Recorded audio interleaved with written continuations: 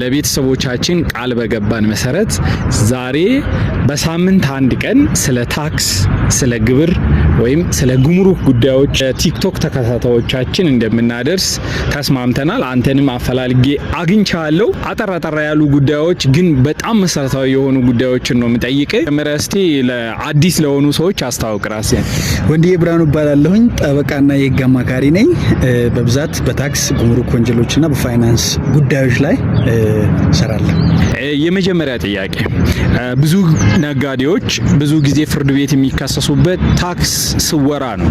ታክስ ስወራ ለመሆኑ ምንድን ነው?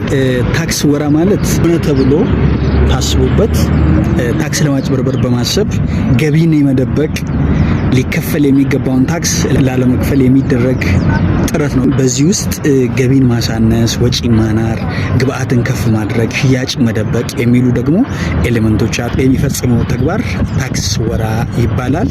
ቅድም መጀመሪያ ላይ እንዳነሳሁት ሆነ ተብሎ ታክስ ለማጭበርበር የተደረገ ተግባር መሆን መቻል አለበት። ታክስ ስወራ ወንጀል ነው ወይስ የአስተዳደራዊ ወይም ፍትሐብሔር ተጠያቂነት ነው? እንግዲህ ታክስ ስወራ የወንጀል ተግባር ነው። ነገር ግን ታክስ ስወራን ለማቋቋም መጀመሪያ መደረግ ያለበት ኢንቨስቲጌሽን ኦዲት የሚባል ኦዲት ይሰራል።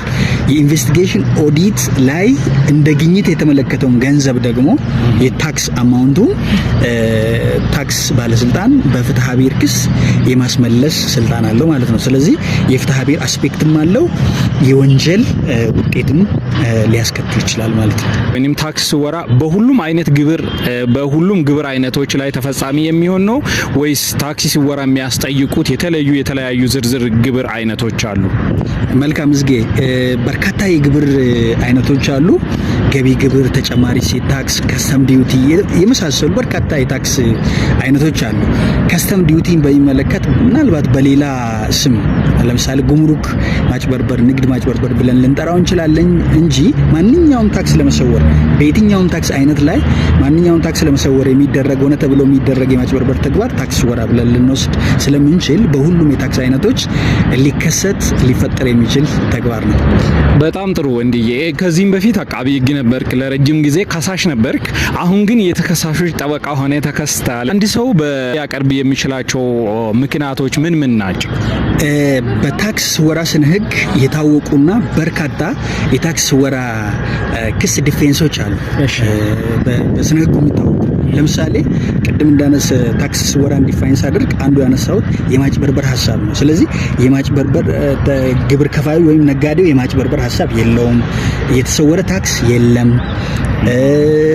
አርኪሜቲክ ኢረር ወይም ደግሞ የሂሳብ ስህተት ነው፣ የሂሳብ ባለሙያዬ የፈጸመው ስህተት እንጂ እኔ ነጋዴው ያሰብኩት ነገር አይደለም፣ ኪሳራን ሎስ ኬሪ ፎርዋርድ ወይም ኪሳራን ማሸጋገር የሚባል ደግሞ ሌላ ዲፌንስ አለና እነዚህና የመሳሰሉትን ዲፌንሶች በመከላከያ ኦዲታችን በዚህ የታክስ ወራ ክስ ከቀረበባችሁ ዲፌንሳችሁ መከላከያ ኦዲት ነው። የመከላከያ ኦዲቱ ላይ በዋናነት የምናቀርበው እነኛ አሁን ያነሳኋቸውን በመከላከያ ኦዲቶቻችን በእነዚህ ነጥቦች መሰረት አድርገን ነው ክላይንቶቻችንን ዲፌንድ የምናደርገው። በጣም ጥሩ። አንዱ ብዙ ጊዜ ሰዎች የሚቸገሩበት፣ ነጋዴዎች የሚቸገሩበት ገቢ ግብር ሊሆን ይችላል፣ ተጨማሪ እሴት ታክስ ቫት የምንለው ቲኦቲ ሊሆን ይችላል። በጊዜ አለማሳወቅ እንደ ግብር ሲወራ ሊቆጠር ይችላል አይችልም? ታክሴሽን ላይ ያው ዘግይቶ ማሳወቅ፣ ዘግይቶ መክፈል፣ አለማሳወቅ፣ አለመክፈል የሚባሉ ጉዳዮች አሉ። ሌት ፋይሊንግ የወንጀል ውጤትን አያስከትልም። ነገር ግን ነን ፋይሊንግ ወይም ሙሉ በሙሉ አለማሳወቅ የታክስ ማጭበርበር ሐሳብን ማስረዳት ከቻልን በወንጀል የሚያስጠይቅበት አግባብ ስለመኖሩ የታክስ አስተዳደር አዋጅ 983/2008 አንቀጽ 125 ንዑስ አንቀጽ 1 ላይ ተመልክቷል። ግን በዚህ ነጥብ ላይ በደንብ እንዲረዱ ታክስ አለመክፈል ምናምን የሚባሉ ነጥቦች የታክስ ስወራ ወንጀልን ማቋቋም የሚችሉት የማጭበርበር ሐሳብ ካለ ብቻ ነው።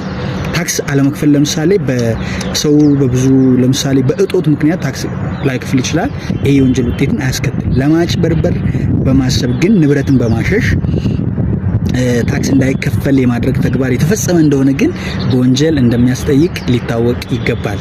በመሰረቱ ታክስ ስወራ ክስ የሚቀርበው ከሌት ፋይሊንግ ጽንሰ ሀሳብ አልፎ ነው ማለት ኢንቨስቲጌሽን ኦዲት ከተደረገብህ በኋላ ሌት ፋይሊንግ እንደ ዲፌንስ ማቅረብ አትችልም።